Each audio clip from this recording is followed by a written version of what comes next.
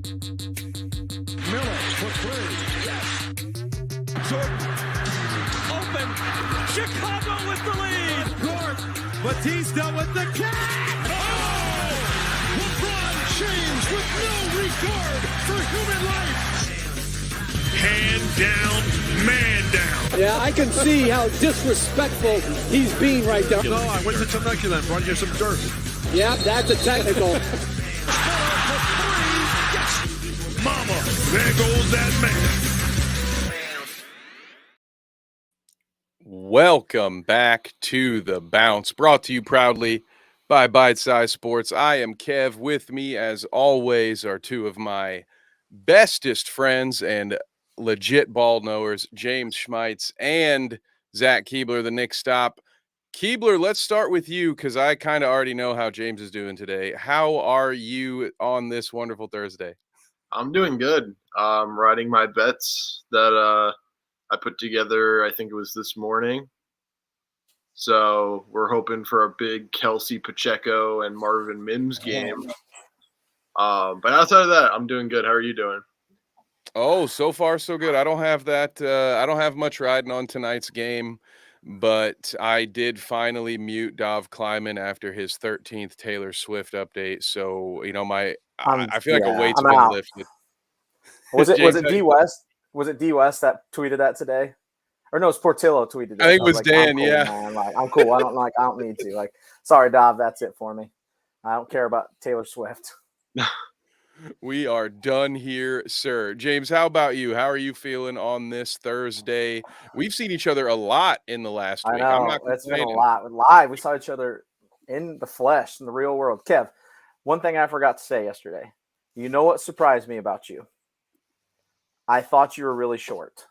Oh, nice. I was actually taller than you thought. That's great. Yes, okay. I thought you were short. So that caught me off guard when you were like eye level with me. I was like, all right, him and Nate was exactly what I expected. You were way taller than I expected. Don't tell me. I think Kev is a solid 5'11". Oh yeah, dude, you're spot on. Yep. Yeah. Yep. I for some reason thought Kev was just like a little person, just running around in midget land or something.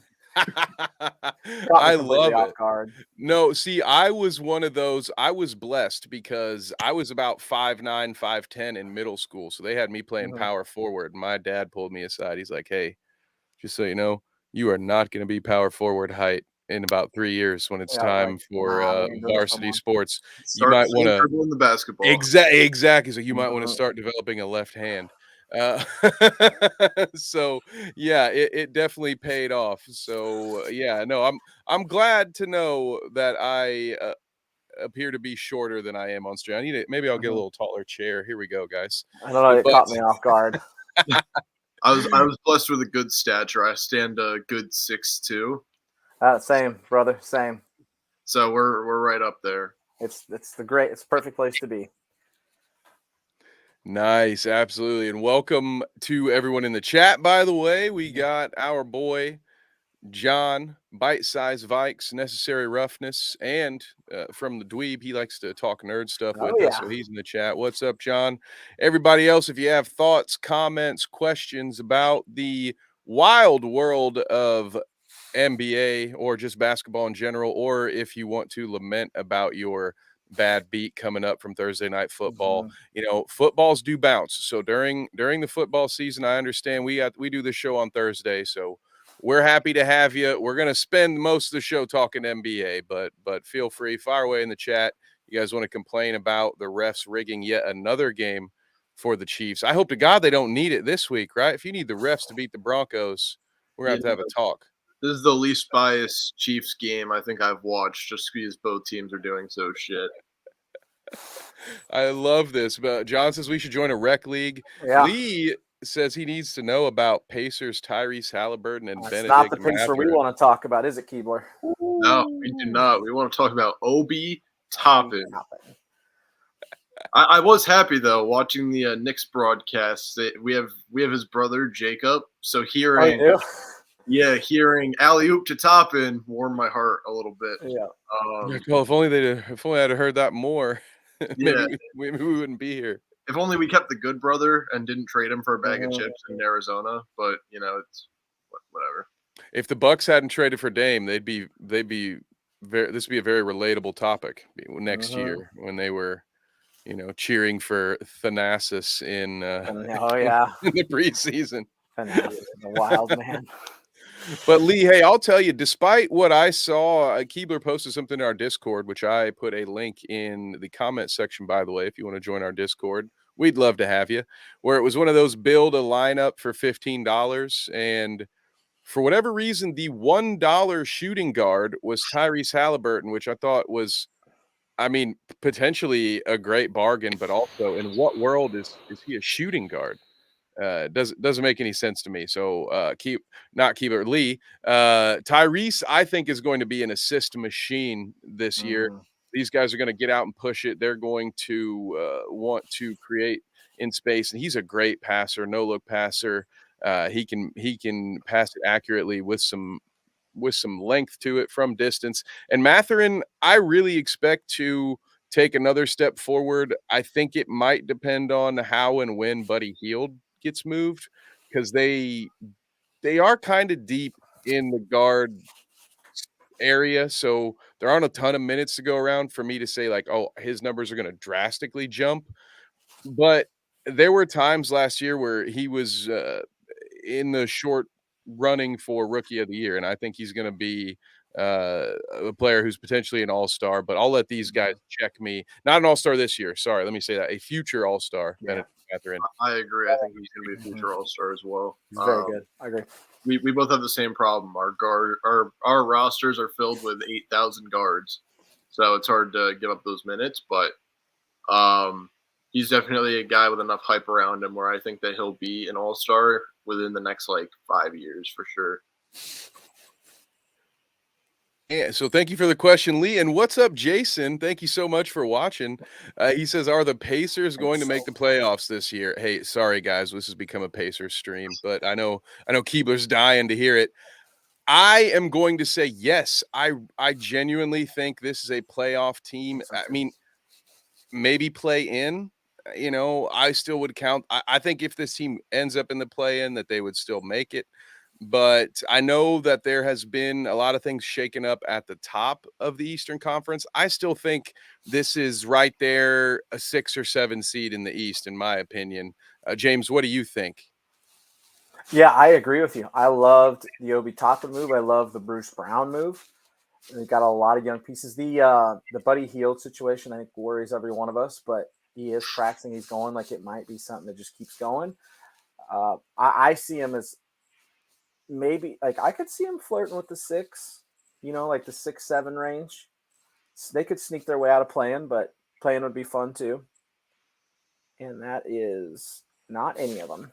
That's a Kadarius Toney touchdown. Oh, that's a bummer. Yeah, I agree with you. And Buddy Hield, for what it's worth, he's been a good teammate. He's been having fun. Keeper, what do you think? I know, for what it's worth, guys, you see it on the screen, the Knicks stop. So take this with a grain of salt, Jason. All right, don't let this next opinion deter you. So I like the Bruce Brown move. I love the Obi Toppin move. I think Obi is going to be like a 20-8 starter for you guys, like he was in the 15 games he started for us. That being said, I think that you guys are probably more of a play-in team with high upside to make it into the playoffs through that tournament. I don't know. There's teams like my sleeper team this year is the Pistons with Cade coming back, and that young squad that they have over there, for a play-in spot. But in terms of the top 6 seeds, to go outright playoffs, I would probably say that's going to be Bucks, Celtics, 76ers, Cavs, Knicks, and Heat. Maybe not Heat as high as the 6th seed. I probably see them being another play-in, make your way into it. But I think there's just too many teams in front of them at the moment. If they mesh well and have a good regular season record, obviously they could snag that 6th seed. But they definitely do have a lot of upside. So, yeah, I agree. And John, I think, purposefully left out. Well, he said it right. Intentional Knicks erasure. Yeah, he left the Knicks out of that list on purpose. But I think they're right there. I think both teams, although not just because we both have a lot of guards, but I think these two teams are in kind of a similar boat where they're both good teams.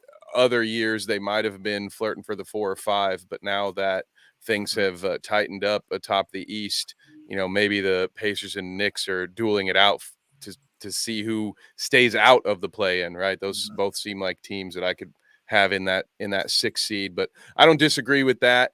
The idea that they could be in the play-in. I think a lot of what this young team did last year just has me excited at the possibility. There were a lot of close games that they lost, and we were very glad that they lost to them last year.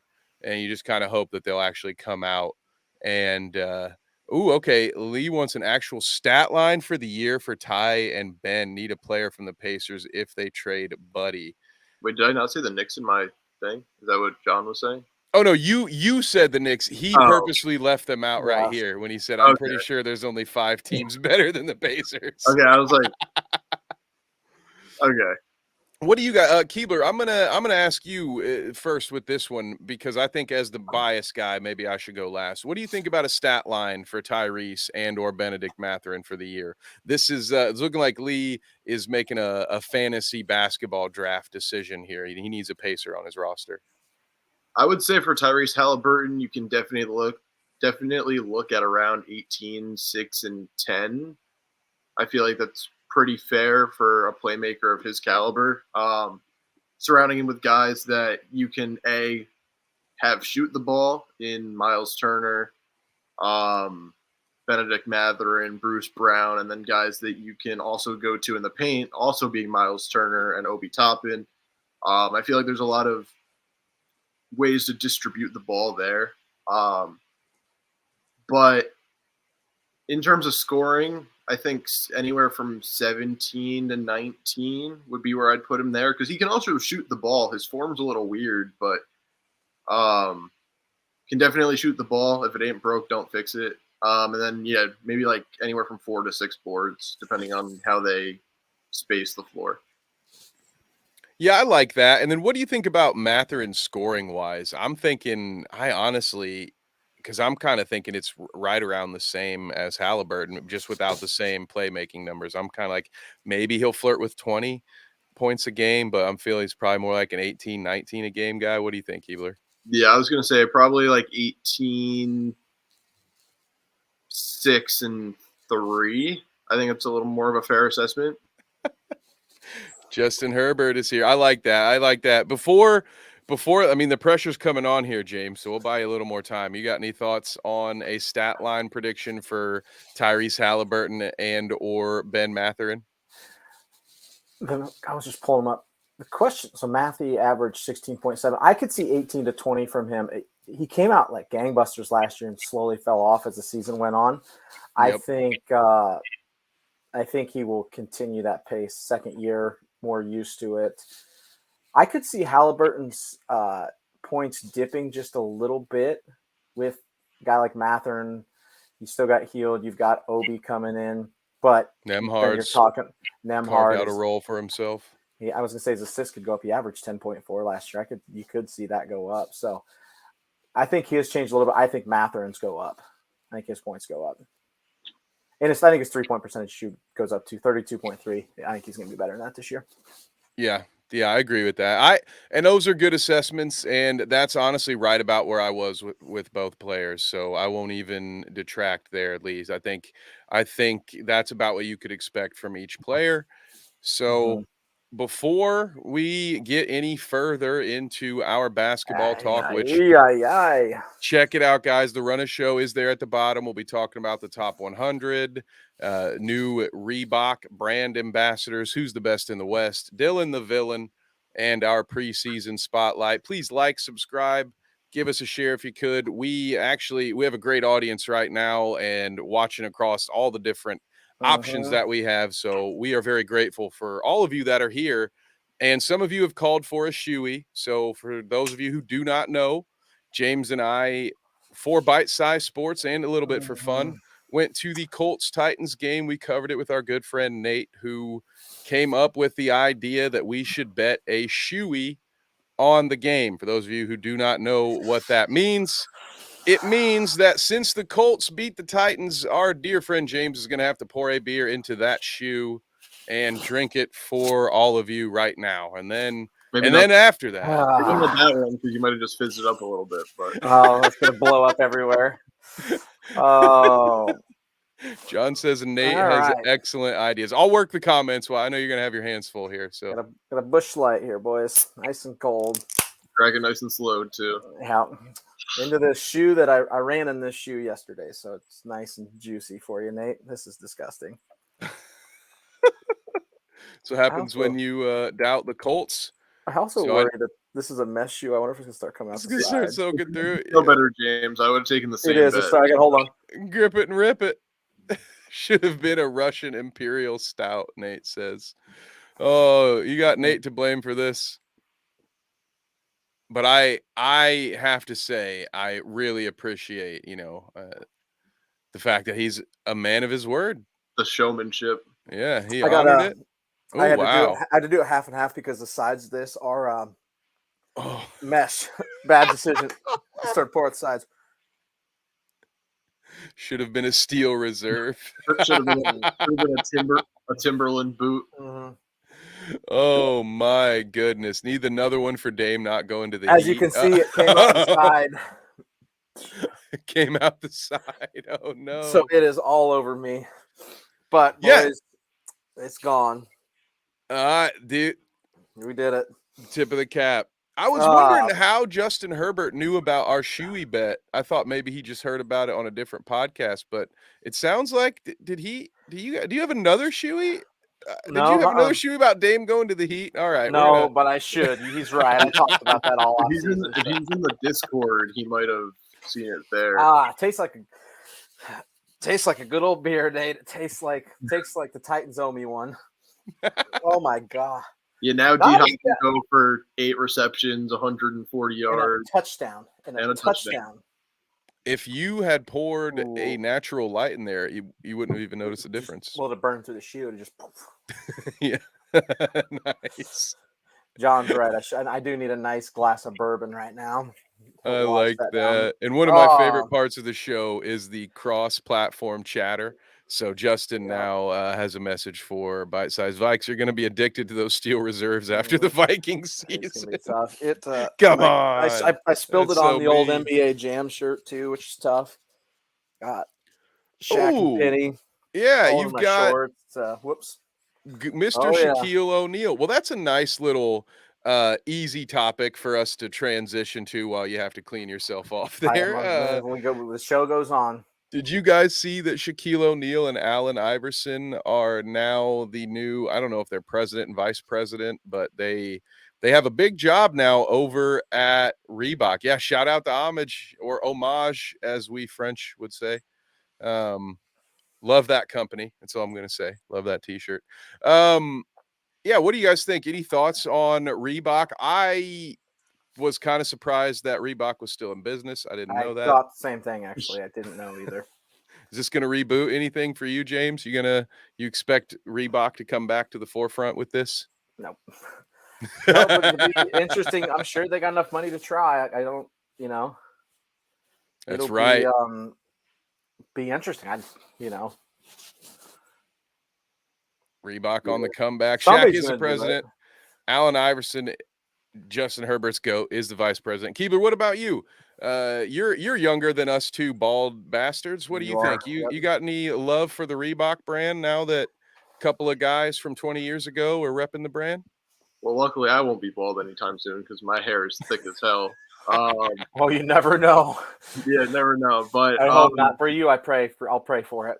I remember when Shaq. Well, I mean, I don't remember it because I don't think I was alive at this point. But I remember hearing a story about how when Shaq had his signature shoe, he made it affordable for, like kids in lower income houses to be able to play in his shoe. So I think having a guy like that running a company, especially with that like brand image, is very beneficial to your company. In terms of the culture around it, I think it's awesome. Shaq's very popular still in pop culture, and so is Allen Iverson. Not as much as Shaq, because Shaq is a DJ involved in like everything. But yeah, no, I think it's good. I think that they'll definitely, as former basketball players, be able to provide insight into what type of shoe they want to make, or shoes, I should say, because it's the entire company. Yeah, I just think it's overall a good move. Mm-hmm. Nate brings up a good point. Marbury did it a long time ago. Keebler, you were probably just a little guy. He had the Starberries back in the day that you could get in. Was it Dick and Berries? Was those the stores you had to buy them in? And they were so cheap. They were the everyman shoe. Yeah. Also, they had shorts too. A lot of Starberry shorts. I was born in 01. I'm a youngin, so I don't know what year that was. Probably like you were about six. It might have been younger. It might have been like 04, 5, 6, and that. I remember being in high school. I know you could still buy them in college. I went to college in 07. Yeah. Because there was a Dick and Berry's close to me when I was, and that's how I kept my my rec room and my gym clothes stocked, was going to that place. So yeah, no, it is great when they do that. I mean, Shaq, hell, before Reebok, Shaq had those shoes. I think they're still at Walmart. Or Meijer or something like that. I have seen Shaq brand shoes at just one of those basic retail / grocery stores. So I think he has long been doing this affordable shoe thing and stayed on it. So I think Dick and Berries, right? It's Nate, right? Yeah, that's the name of the store, right? It's out of business. Yeah. Yep. And Nate says he saw Shaq shoes at Kohl's. Yep. So there we go. I like this a lot. I think that's the perfect niche for Reebok. I don't think they're going to compete with Adidas, Nike, Under Armour. I think they need to strive to be the biggest affordable name. It was Steve and Berries. Yes, that's right. Old Dick and Berries. Old Seth and Berries. Old Frank and Berries. That's what it ought to have been. I didn't realize it was Steve and Berries. Okay, well, hey, every day's a school day here on the bounce. That's right. Bold prediction Dream from scenarios. Vike here, since we don't have a baseball show. Braves in 5. Ooh, Braves in 5. All right, Nate's a baseball guy. Nate, give us your baseball prediction if you don't mind. I mean, in that series, Anthony Edwards would be the best player on the floor. So I don't know, but yeah, I actually agree. How about got beat up for my Joel Embiid will have already been traded to the Knicks at that point. So, and Edwards would definitely be the best player on the floor. I made an Ant Edwards reference in a show about Ahsoka last night, and it almost cost me dearly. But hey, I know my niche, baby. I've never seen a Shaq soda. Have you guys seen a Shaq soda? Because I have. Yeah. I don't remember that. Is this the Mandela thing with like Sinbad being Shazam or whatever? Shazam, yeah, what a movie. Maybe. Is it the Berenstain Bears? The Berenstein Bears. Ooh, Diamondbacks versus Rangers. That'd be fun. That would be one where it's like I think we would like it. I think that would not ring many bells for any casual fans. Like I feel like Major League Baseball would cringe if that's the matchup. They're like, "Oh, are you kidding me?" That would be the equivalent to like Minnesota versus the Pacers in the finals. It'd be like, you gotta be out. You gotta be. I just don't want Jacob deGrom to get a ring for not pitching a single game. Mm-hmm. Because then it'll be like, oh, you left your team that you've been with your entire career, the New York Mets. I feel your there he is. Yeah. There he is. Yeah, I feel your pain, Justin Herbert, and so does Nate. Probably the Cubs should have been in the wild card, or maybe they could have just traded Cody Bellinger at the trade deadline when his value was the highest it had been in years. But right? Minnesota versus Pacers, we would be so lit. He says, yeah. Dude, Justin Herbert again with the just amazing sports reference. Go get him, Buck Showalter. Like, that's just, man, he's good at that. He's like a sports almanac for roast comedy. Just I'm just whatever you say, Larry Brown or what Scott Skiles, whoever you want to. He's really good at that. Nate says Indiana Mandates are going to be the G League champs. That's his hot take. All right. Speaking of basketball, we can get back in. James is sobering up a little bit from that. Breathing again. Back in the land of the living. Let's see. You guys, before we get into the top 100, I think this one could be quick. But top 100 is so ass. I just want to say that right off. And that's why I didn't want to. I'm like, I feel like we're going to spend a lot of time with the top 100. So let's bust out a quick one.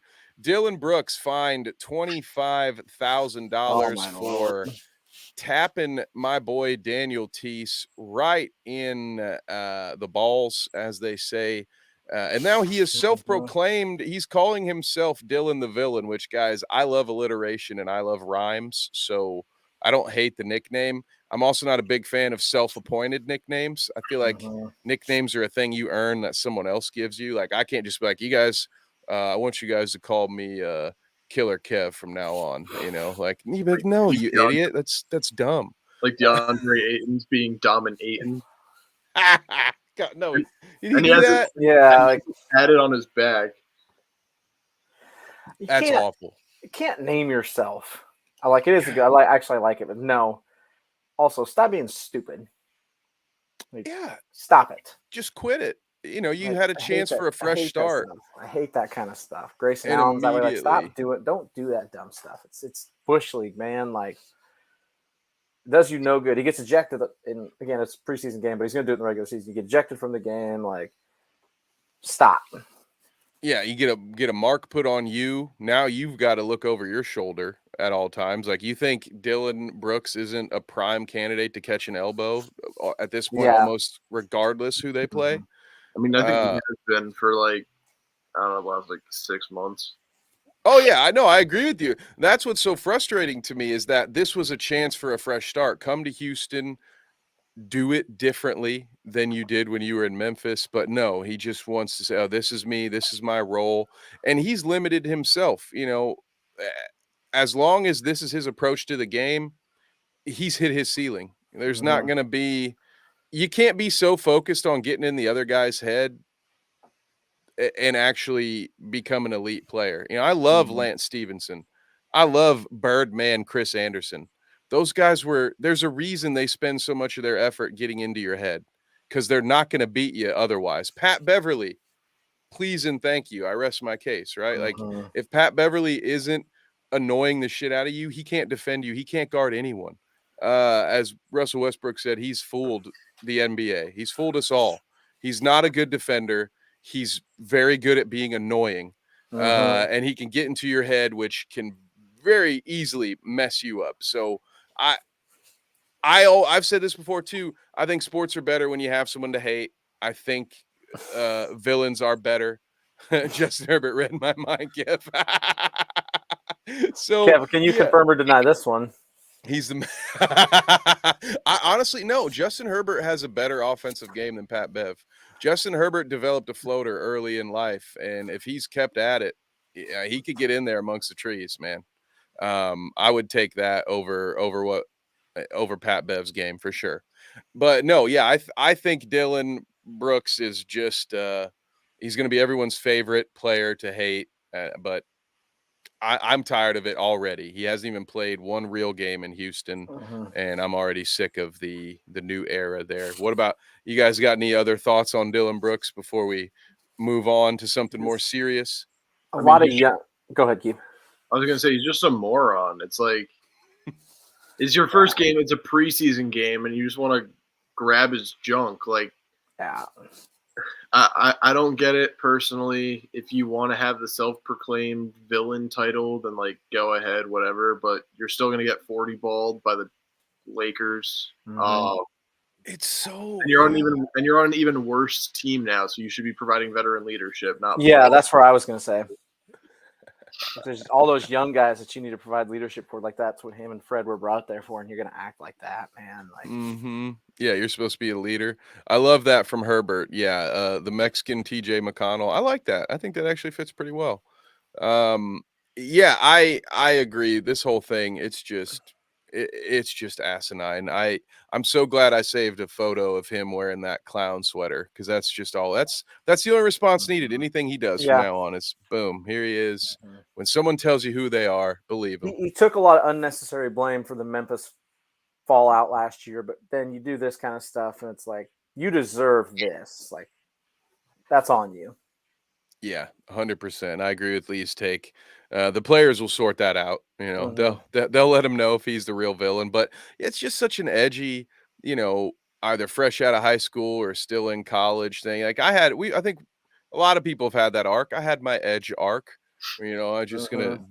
do things because all people will gasp at it because it's not what you're supposed to do. But it's just like, he really, no mature human being wants to be the villain, sets out to be the villain. It's just a weird, I do kind of feel for him because I don't think he's in the right headspace if that's the way he's going about Mhm. this. But let's go now to what we'll call our co-main. You know, bear with me, guys. I got a boxing pay-per-view in 2 days, so we'll call this our co-main event, the ESPN's Top 100. Our alleged worldwide leader in sports came up with the list of 100 best active basketball players.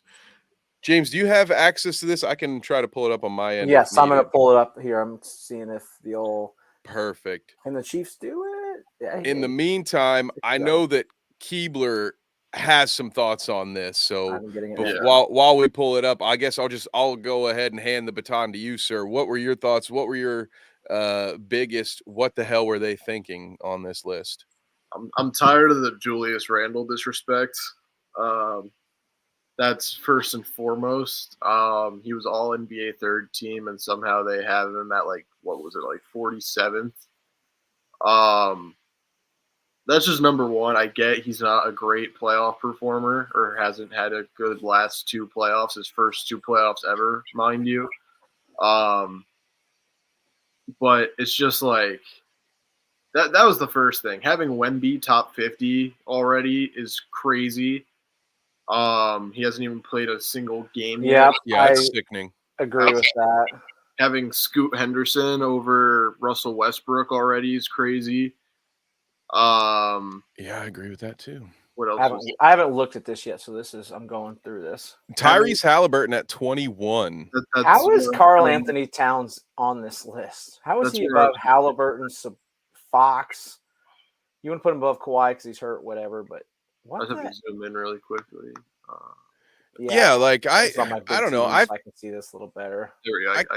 I don't hate how, like, I feel good, you know, as a Halliburton stan about him. I'm like, oh, close to the top 20. That's cool. And then you see Karl Anthony Towns right above Karl him. And you're Anthony like, Towns, that's awful. what the hell? There Yeah, we go. Karl Anthony Towns above De'Aaron Fox. You know, I'm sorry, John. I'm sorry, Bite Size Vikes. I know we got How a is Towns Bam fan being up a in top here, but 16 player in the NBA is absolutely abysmal. Who's that? Who'd you say? Bam at 16. How is Ja Morant at 35? Like, listen, he's got all kinds of problems. Went When from he's on the 8. court, he's electric. 8 to 35. This is Right? awful. I think I'm almost certain he was top 10 last year. Having Yeah. Paolo number 30 for averaging 20 points is kind of crazy too. Yeah. Jaren Jackson Jr. at 31 is ridiculous to me. Mm-hmm. I like I think that's a little high. I like the Jalen Brunson respect, 32. Yeah, I agree don't- with Julius. I don't being mind low. that.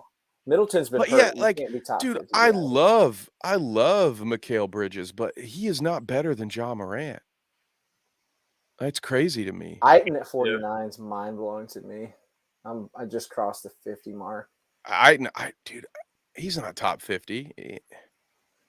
I Oh, do know that the Knicks had 6 top 100 players on this list. that's pretty solid. RJ Barrett at 71 is absolutely absurd. He shouldn't even be in the top 120.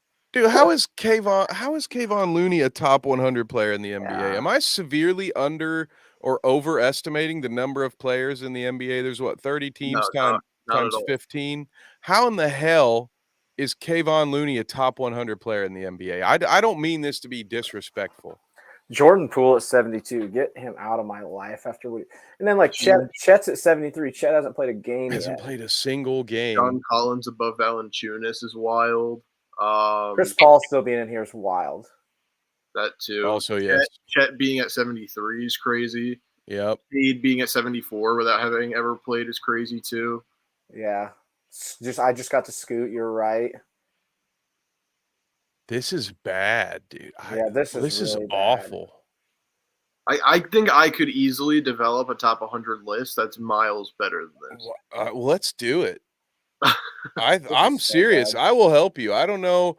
James might be a little busy, but I think when's the season? So we got 2 weeks, like maybe not next week, Yeah. but the week after that. I feel like we could put a list of 100 together. I even have Uh, a problem with Giannis being number one over the Joker. I really do. I also no. I don't know. For That them, was it's tough. interchangeable for me, just because of how key of a defender Giannis is, while Yeah. he's putting up like 30, 10, and 5.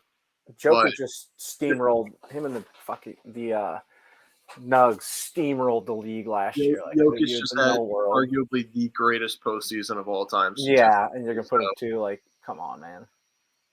Yeah, that one's tough because in a vacuum, because of what Giannis can do on the defensive end and guard multiple positions, that gives me the slight edge. But then also, it's like he's not half the passer that Jokic is, so it's kind of like, all right. Yeah, I mean, you could put either one of them at 1, and I'd be fine with it. Like, to me, they're 1 and 1A, and so I don't hate it.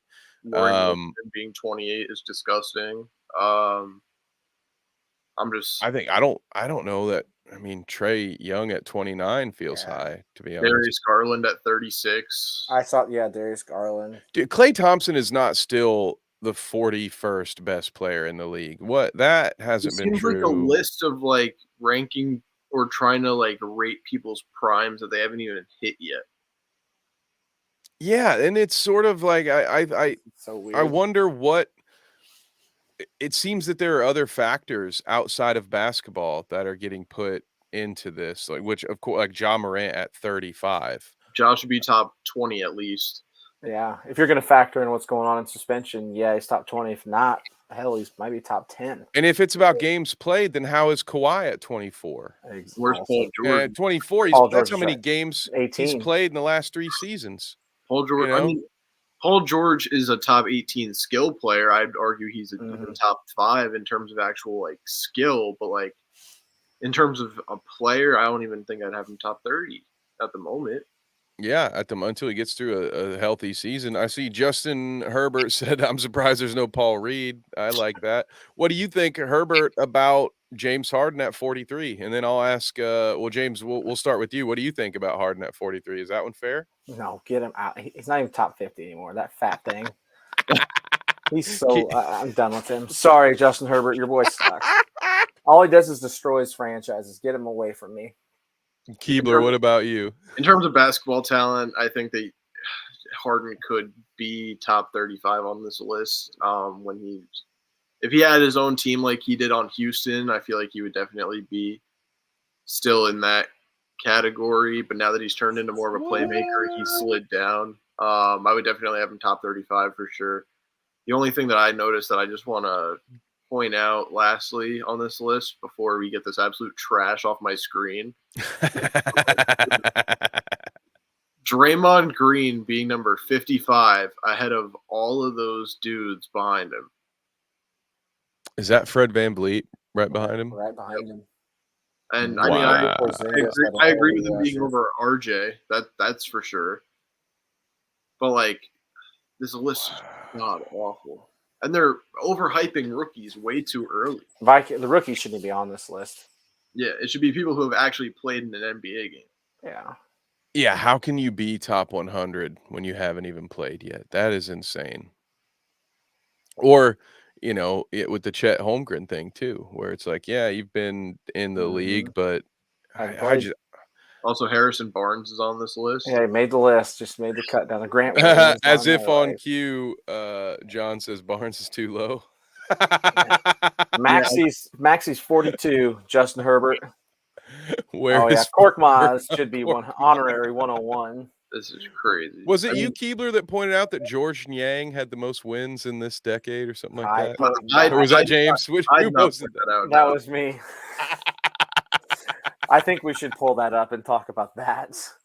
By all means. Wild. I honestly, go ahead, because the more this stays up, the more I'm committing to taking a night off from sleep so we can make our own top 100. I got to go to Discord to pull that. We're already working on our own NBA Hall of Fame here on the Bounce, so we might as well make our own top 100 too. Fuck it. I'm down. I mean, we can do it off stream and then present. Yeah. it. Yeah, we'll just build it. How about this one? Let us know your thoughts in the comments. And if you really want to have your input heard, I would go ahead and follow us or join our Discord, I should say. There is a comment wherever you are right now that has the link. I'll go ahead and put the link on the screen right now if you want to join. But Only spelled yeah. that word wrong. Yep, that's okay. You know, Okay, I got it. whoops. The link is correct, though. As long as the link's correct, that's all that matters. Yep. This graphic is incoming. Everybody prep your souls for the greatest graphic of all time. Lee agrees that we should take out the rookies, and Justin Herbert cannot believe that Tobias Harris was not ranked higher than Jimmy Butler. I would have Tobias Harris above RJ, that's for sure. That if Tobias Harris makes that, then I know it's the potential top 100. Most wins by decades, boys. Woo! I'm gonna start a narrative really quickly. And we're going to go to the calculator. There's 30 teams, about 13 players per roster. RJ Barrett is the 390th best player in the NBA. Just start it. Oh, that's fantastic. So 3 years in, and Georges Niang is the winningest player. This is a wild thing. Has he been on the Sixers for that entire run, or was he on? He's been Was he on everywhere. Minnesota at one point? He was on the Pacers team at one point. Nah, that wasn't a different. That was one of those. That's that whole Mandela effect again. That had to be. Not in the universe I'm from. We never had that. That didn't happen. No, that's crazy though. The journeyman forward 3 years in has the most wins. Probably just says a lot more about load management than it does anything else. When you look at the other names, that's wild. Yeah. Because if LeBron's healthy, you would think it would be him outside of that. Well, you know, the Lakers had a bit of a rough patch early in this decade, but man, that's crazy. I'll say this, no disrespect to the man, but I sure hope that doesn't hold. So one of these things is not like the other. Look at this this first comment is great. Niang is inspiration for all of us, shaped like a minivan. Gorgeous Niang, 76ers legend. Shout out Justin Herbert. Yep. Gorgeous Niang. That is fantastic. Wow. It's a hell of a graphic. That is fantastic. Well, we have a couple more things on the agenda here. So again, I will take this moment to ask you guys to like, subscribe, comment, any and all of that good stuff. If you have questions for us, get them in now. We are in the home stretch. If you're a baseball fan, consider this the time when they trot out the hologram of Harry Carey to sing "Take Me Out to the Ball Game," and my skin crawls and I go cry into a closet. But anyway, we need to talk about the best team in the Western Conference. Now, last week, this was predicated by the Dame Lillard trade, but we're here. The season's about to start. We've talked about the best teams in the West. So we should talk about, is it going to be the Nuggets again, James? I still have it. It's right. It was always the Nuggets. I don't have the heart to delete it. Who else is in the running? I'm going to start with you, James, because I think I know your answer, but maybe you'll surprise us here. Who's the best in the West, and maybe some outside shots to. I love the Nuggets to do it again, boys. I'm not going to back off. And I love that they took older. They lost. Bruce Brown's a huge loss, but they took older players, older college guys in the draft, like Julian Strawther at Gonzaga. I think he was a junior. His preseason debut, Justin Herbert was always the Owls. They're going to repeat this year too. They'll be back. He had 20 points, 8 of 12, 4 of 7 from 3, 5 rebounds, 3 assists. You can hit threes, man. You're going to get a chance because the Joker will find you. I still stand by the Nuggets as my top team. I'm on record saying I love the Lakers offseason, although I hate the Lakers. Yeah. Memphis, I think, falls a little bit because Ja's out for, is it 20? He's out for the first 25 games, right? Yep. He's out. I'm not as big a believer in the Suns as everybody else. I think depth is going to be an issue and injury history. Same thing for Clippers. I think the Thunder are gonna make a big jump. I could see them in the top 6 with Chet this year. Don't believe in the Pelicans because Zion's always hurt. Sorry, John. Timberwolves suck. Clippers wild card. Will those guys ever be healthy? The answer is probably no. And then the Mavericks made a couple things there too. I have my sleeper team for the best team in the West, arguably. Sleeper team for the best. I miss the Kings. The Kings are really good too. Nope. Let's see. Sleeper team. I'll let you see if you can pinpoint it. That's what I'm gonna say. Sleeper. It's got to be somebody not expected. And I have my logic to back it up too. And then Warriors is too obvious. I want to say like the Thunder or something crazy. So I'll let Kev hop in on this guess too. We're guessing my sleeper team for the best team in the West. Ooh, okay. Let's see. Ooh, West Coast Nuggets, Lakers, Warriors, East Coast Celtics, Bucks, Sixers. Okay, Lee Harding. Lee says Kings. Love the Kings. Nope. They're my sleeper. I don't think that they'll win at all, but I absolutely think the Kings are going to be a top 3 team in the West again, or flirting with that top 3. I think they're going to be right up there. That's where I think they'll surprise folks. Forgot about them. Shoot, you're surprised. Is it the Clippers? Nope. Damn. I'll give you a hint. It's a team that needs someone to stay healthy. Mavericks? The Pelicans. Yep. Yeah. Oh, yeah. Yep. Oh, well, you know I love that. James knows. When you said injuries, I had to start thinking. I was like, yep. Before Zion went down, the Pelicans were the number one. Seed. Oh, that man right there knows. Mm-hmm. Behind right there, that guy. Zion, I think it was he was averaging like 25, 10 and 5, 27, 10 and 5, something in there. Oh yeah, that broke me. I wrote an article about it, and then like 2 days later, they got hurt, and it was like, never mind. If he stays healthy, they're not going to win the championship with the current roster that they have constructed, but regular season wise, I don't see a reason why they can't be the number 1 seed at the end of the season. You have CJ McCollum, who I love ever since his early Portland days too. I have his shirt. You have probably the most underrated center in the NBA in Jonas Valanciunas. You have Brandon Ingram. Yep. You have Zion. I think GT Alvarado's hurt. But just that team, if they just had like a true point guard, they would be like without a doubt, in my opinion, the number 1 seed. But if we're going based off realistic, like taking injuries into account, yes, the Nuggets are the best team in the West. I don't think anyone's going to deny that if anyone were to throw that out there. But my sleeper team is for sure the Pelicans.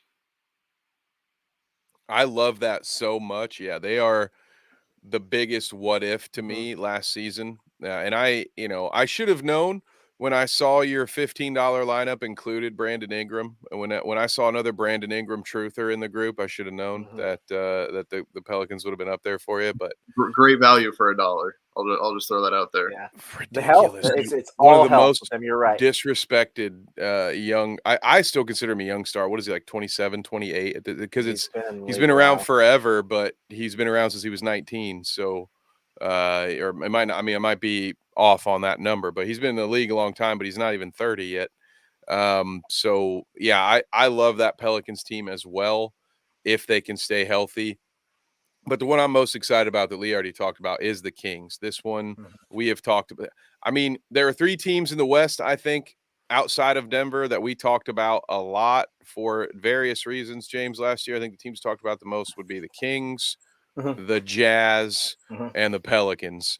Yes, for various reasons. Yep, for various reasons. They were all like, what are you guys doing here? And for some of them, it was like, what are you doing here, Utah? Stop it.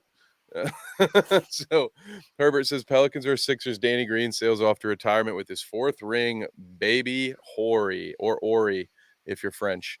I love some Danny Green, man. Can that guy please just keep an ACL intact for one season? Like he's had some really rough luck lately. Oh, we got Snugs in the chat. What's up? He says OKC might be my favorite league pass team. That's a great, you know what? Not only is that another great underdog, what a great topic right there. His favorite league pass team. Yep. We've had a couple of nominees already mentioned today, guys, like the Detroit Pistons. I'm going to throw you out, not for their brand of basketball, but my younger brother for a time was a Hornets fan, and as far as league pass goes, they have the best home announcing team in the NBA. Those two dudes in Charlotte inject so much energy into that broadcast, you will actually start caring about that team if you watch, which is hard to do with a team like the Charlotte Hornets. But James, what about you? What's your go-to? You have a go-to, we'll call it your league pass team. Not everybody has league pass, but is there somebody who out off the beaten path, not a major brand, that you're like, I love watching this team play basketball? I think OKC is going through these teams. It might be OKC. I hate that the Pacers, I think, could be fun. I would say that too. Yeah. As a, obviously you can see my bias when I pull the comments back up. You can see the Pacers flag behind me. So, you know, I think young, dumb, and fun. Like, I think it's Oklahoma City. They got so much young talent. You had Shea take the jump last year. Chet joins them this year. You got Giddy, you got Dort, you got those dudes. Like, I think they're just a team that doesn't really know that they're not supposed to be good yet. That's right. I agree with that 100%. From the draft picks.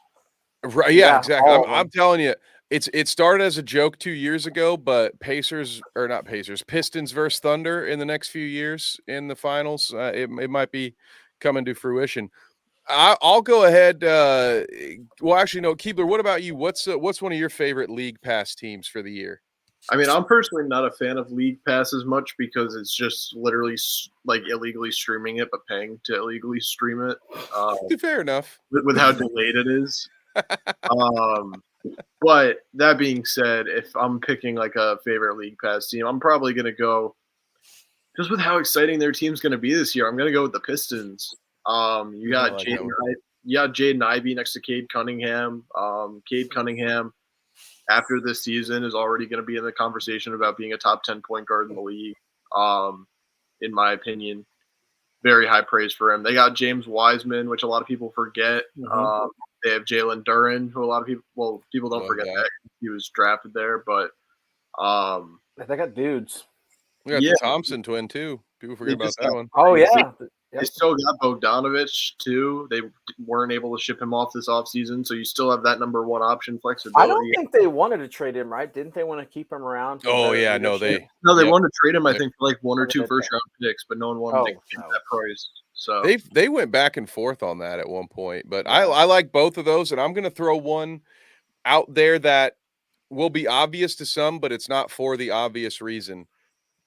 I want to watch more Spurs basketball this year, and it's not because of Victor Wembanyama. It's not just because of him. Y'all, longtime viewers have known I have long been preaching the good word of Malachi Branham, and he's having a pretty good preseason. He had a good summer league. He's starting to come into his own. There's a lot more young talent than just Victor in San Antonio, and I will not be surprised if the Spurs are that team that is like Utah or Oklahoma previously, where it's or not to the extent that Sacramento was, but I wouldn't be surprised to see the Spurs be a little ahead of schedule and maybe flirt with the play-in this year. I see that. I like Keldon Johnson and Jeremy Sohan a lot. So Sochan, however you pronounce it. I don't know. Is it so? I think it's. I don't know. I don't know which. I've always heard Sochan, but that doesn't mean anything really. And then I guess Eastern Conference, I'm going to stick with the Pistons as well. I mean, again, if you're not a Pacers fan and you haven't given them a try, I think they will be one of the most fun teams to watch this year because their ability to just push it in fast break and get out and score points. So I do think they'll be a fun mid-market team to watch. But, and we'll throw a little, a little love to John's Timberwolves. I don't know. What they're a bit enigmatic, but goddamn, I love watching Anthony Edwards play basketball. He's awesome. The two towers down there, not so much. Everyone forgets we got Philip Petrusev now. Do you remember that name? That is great. Yeah. I think Anthony Edwards, once LeBron's gone, could even take that face of the league. I'm with you there. He's got a chance to be unbelievable. And Yeah, he's he really modeled does. his game after Jordan. To me, he really does look like a young Jordan with more muscle on him, just the way he plays the game. And I think that there's something to that. And thank you, Shane, by the way, for that topic. That is awesome. Just by mentioning that OKC is your favorite League Pass team, you just gave us an extra segment, and I love that. I appreciate that. Again, I want to thank all the viewers that are here. It is phenomenal. We've got Twitch, Facebook, YouTube, Twitter. Everybody is on one of these things. So we love it. We appreciate it. And I think that about wraps it. We talked best in the West. Now we talked our favorite not contender team to watch, our favorite League Pass team. We'll start with you, Keebler, before we do our sign-off. Is there anything else? I guess, no, there was one that I forgot, actually. The preseason spotlight. We've got some games going on tonight. Was there anybody that you have seen positively or negatively that you want to spotlight here in our preseason spotlight? Being biased, I'm just going to go to two guys on my own team. Emmanuel quickly looked fantastic, very composed. Being that guy when Brunson obviously was off the court because you're not going to play your starters the entire game. Thank you, Tibbs, for not taking preseason too seriously. Well, he does too. I appreciate that. No, quickly shot like 9 of 14 or 8 of 13, 14, something like that. 20-something points, look very good. It's looking like he's going to take that next step to be that sixth man of the year for us this year. And finally, win the award. Well, one player I just can't stand to watch anymore is RJ Barrett. He's already in midseason form, as I put right here. Shooting 1 for 6 against the Celtics JV and modified squad. Yes, you make your free throws, but my thing is Knicks fans, when they see Harden and Embiid being free throw merchants, they're like, oh, this is awful. And then when they see RJ being a free throw merchant, they're like, yeah, he's doing good. Yeah. It's not how it works. You shoot 1 for 6 in a game where it's like, all right, let's see what you do. We know at the beginning of the season you're very shaky. And then you start to progress as the season goes. And then the last month or two of the season, you're having 30-point games and stuff like that, whatever. But he just has no effect on winning basketball games or losing basketball games. He's just on the court. And I wish that we dealt him before the season started, before other execs are going to be like, what the hell is he doing on the court? He's looking like a chicken with his head cut off. But it's just I can't stand to watch him play basketball on my team anymore. And I really wish that we traded him for the value that we could have when it was there. What is this? He said, quickly might win 6-man award in Knicks locker room. No NBA 6-man award. Oh, come on. I mean, I get behind this. Between betting odds, he is the favorite to win 6th man of the year this year for the entire NBA. I like this one from old New Brockney, and I agree. I hope the Magic take a step forward this year. As the driver of the Markelle Fultz train, I've been driving this train for a long time, taking all passengers. Come on down. They do have a ton of young talent.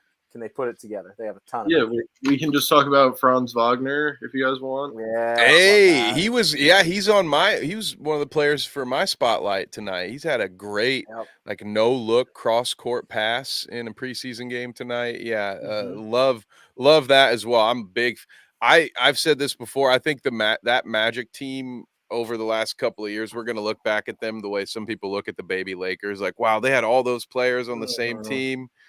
Most of them turned out to be pretty damn good. How'd they do nothing with all those guys?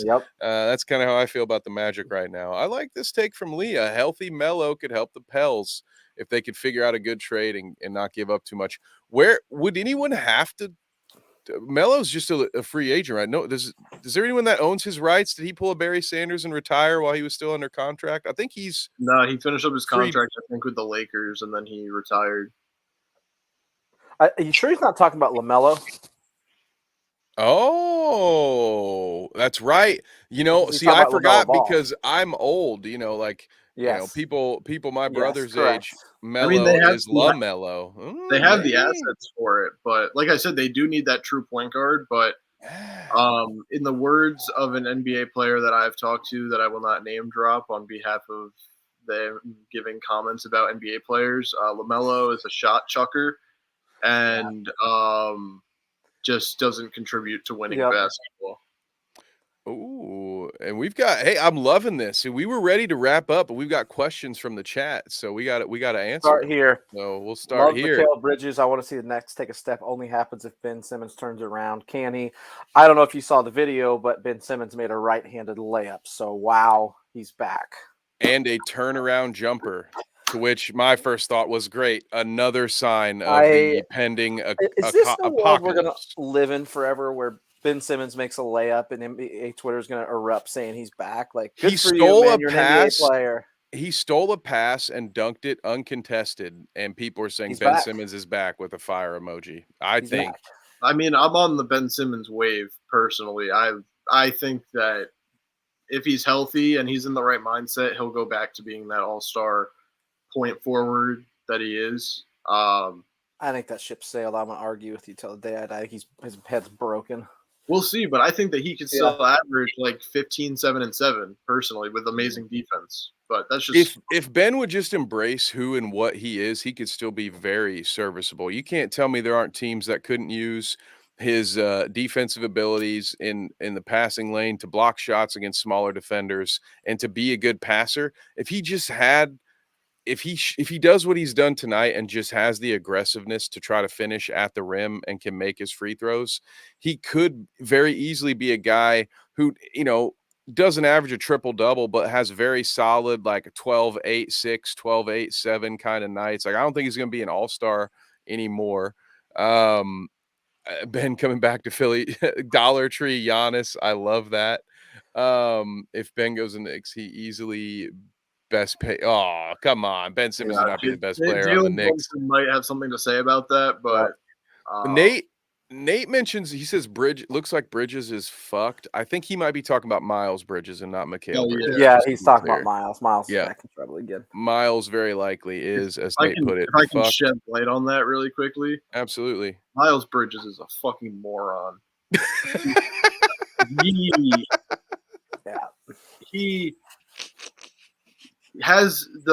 gets into whatever legal trouble, right?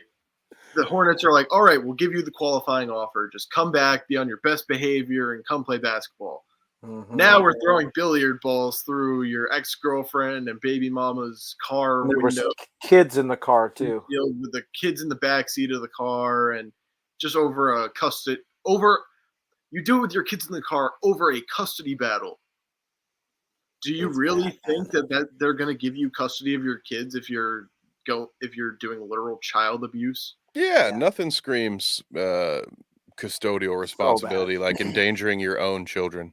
Nate says dipshit gonna dipshit. So we'll go to Nate's other question, which I'll have a lot more fun answering. Thoughts on Tracy Jackson Davis. Now, I have to announce my bias here again. Before I am a Hoosier. All right, I love Notre Dame football, Indiana basketball. This is a player that I followed throughout his entire career. I wrote a draft profile on him and Jalen Hood-Schifino because I covered the Big Ten last year and the NBA draft prospects. So those are the two of the guys I really honed in on. And going into this draft, I really felt like TJD would be someone that would be a very valuable add to a playoff team because he's very fundamentally sound. His game is beneath the rim, yes, but he's the kind of guy, he has solid post moves. He's got solid footwork. He's a decent passer out of the post.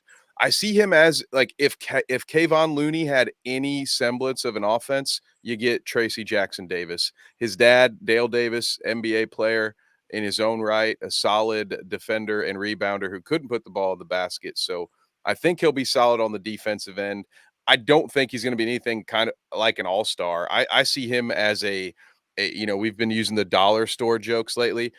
Tracy Jackson Davis is a dollar store David West to me, which I don't think is an insult. He's going to have a good mid-range game inside the arc. Very fundamental. He's going to score some points. James, what do you think about Tracy? Yeah, I think that's the best. I think he's going to play a little defense. He's going to run the floor, get some easy buckets off those guys, just running them off the 3-point line. I think he fits well for what they kind of need. Like he's not going to be a world beater. He's not going to be an all-star, but I think he fits well on what they're looking for and what they need. Keebler, what about you? I'm unfamiliar with his game.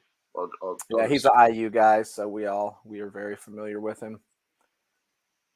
Yeah, that's really all I have to say about that. If you guys have high praise for him, I'll watch him and root for him, but I really don't. He was pretty good in college and never lived up to the hype. He was touted as a National Player of the Year type guy when he got there, and he may have been an All-American at one point, but never really lived up to it. Yeah, exactly. And he was somebody that I thought could be a potential steal of the draft if he fell into the right situation. And then he goes and falls into the right situation very late in the first round. And I'm like, this dude might be the steal of the draft early. Nate's got a good one for us for next week. Who's the next G League surprise? And I'm glad he said we can save that for next week, because that one would take some research, I think, which we're happy to do.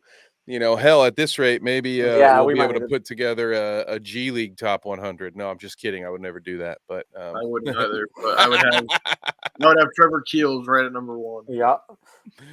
Well, there we go. Well, there's something to look forward to. So it might be him right there, our next G League surprise. So thank you all again so much. The chat has still been popping off. There's more people continuing to flood in. I almost feel bad that we're ending the stream now. Because you guys have been so great. But while we do our sign-offs here, last chance, go ahead and get some questions. We'll happily answer them. But in the meantime, where can we find you? James, we'll start with you, sir. Every Thursday here, 9 o'clock. You can catch me once or twice a week talking Titans football. It's real bad news right now. It's no good. It'll be posted on our YouTube. That's not live. And then you can catch me, Kev, and John every Wednesday, 9 p.m. talking Star Wars on Han Shot First on our sister station over there on Dweeb. That is right. I can't wait for the next episode of Han Shot First. Keebler, what about you, sir? Where can we find you? So you can find me on Twitter and Instagram, both as the Next Stop right here.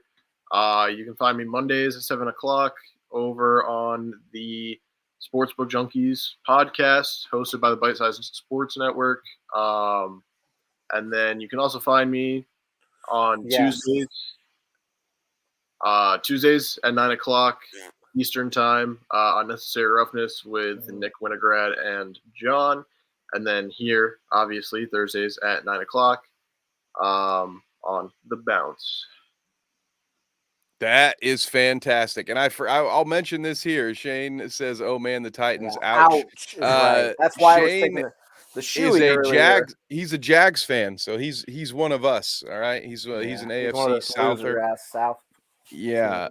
I will tell you the details after the show, James, but a funny little story. The only reason you and I know each other, and therefore Keebler and I know each other, it's actually this man right here facilitated. Oh, no kidding? That's great. Yeah, the luck of life. You just never know. You never know where things are gonna lead you. So I look forward to that. We are all forever in your debt, Snooks. I'll tell you that story too the next time I see you. But RJ Barrett looking thick, we'll say that. Yeah, he's definitely looking ass for sure. All right. Well, I guess I should tell you guys where you can find me as well. I write and edit for the Last Word on Sports for our basketball site. We cover all things NBA, college basketball, WNBA, international hoops, all that good stuff. You can also find me on the shows that these guys have already mentioned, so I won't mention them again. But I do cover the Colts here for our network as well on Bite Size Colts. I'm a member of the Horseshoe Huddle podcast over on the Pro Sports Fans app. And you can catch me most Saturday nights doing MMA and boxing pay-per-view over on Carnage Media. So please give them a follow on all social medias at Carnage Media PPV. We will be live in Fostoria, Ohio, commentating and covering the Mindless Mania boxing series, which is put on by the UFC's newest middleweight, Dylan, the Mindless Hulk Budka. So you guys can check that out. And of course, more nerdy stuff from me as well coming on Dweeb and Critical, brought to you by Bite Size Sports. So there we have it, folks. Thank you all so much for joining us. And unlike normal, I'm just going to play our intro as our outro. So we will see you next time. We love you all so much. See you next Thursday. Miller for three. Yes. Jordan.